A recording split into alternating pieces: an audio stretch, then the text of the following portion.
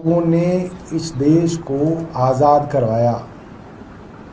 शहीद भगत सिंह, राजगुरु, सुखदेव, महात्मा गांधी और तमाम सरदार पटेल और तमाम नेता जिन्होंने हमारे इस देश को आज़ाद कराया, उनका सपना था कि देश आज़ाद हो और फिर लोग खुद अपनी सरकारें चुने, एक अच्छा स्वस्थ लोकतंत्र इस देश के अंदर पनपे।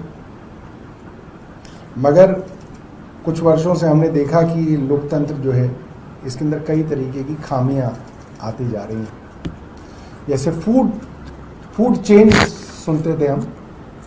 फूड चेन बचपन में पढ़ाई जाती थी कि नीचे घास होती है, घास को ग्रासहोपर खाता है, ग्रासहोपर को जो है मेंढक खाता है, मेंढक को सांप खाता है, सांप को चील खाती है और चील मरने के बाद उसी मिट्टी में दोबारा दफन हो जाती है और फिर से घास जो है ये चलता है। और इस फूड साइकिल के अंदर अगर DDT आ जाए तो पूरी फूड चेन के अंदर आ जाता है। अगर कोई भी कह सकते हैं किसी भी तरीके का जहर इस फूड चेन में आ जाए तो पूरी की पूरी फूड चेन खराब हो जाती है। और हमारी ये जो प्रजातंत्र की चेन है, इसकी शुरुआत छात्र राजनीति से होती है।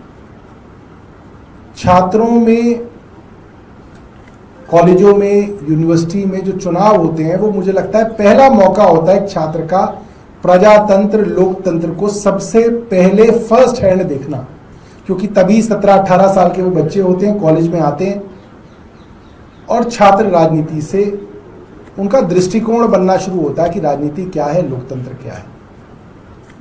दिल्ली क्योंकि देश की राजधानी है और दिल्ली यूनिवर्सिटी मुझे लगता है विश्व की सबसे प्रतिष्ठित यूनिवर्सिटियों में से एक है।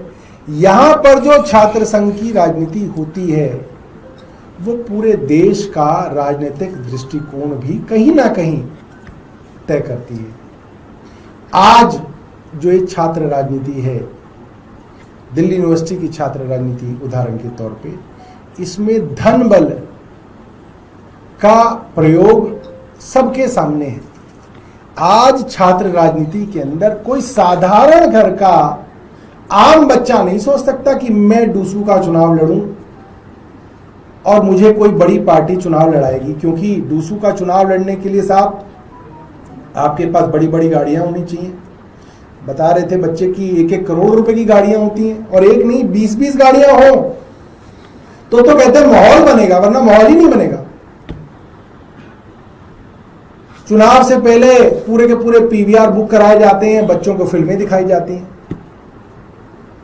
बच्चों के लिए डिस्को कराए जाते हैं, बच्चा डिस्को करके आता है फिर अगले दिन वोट डालता है।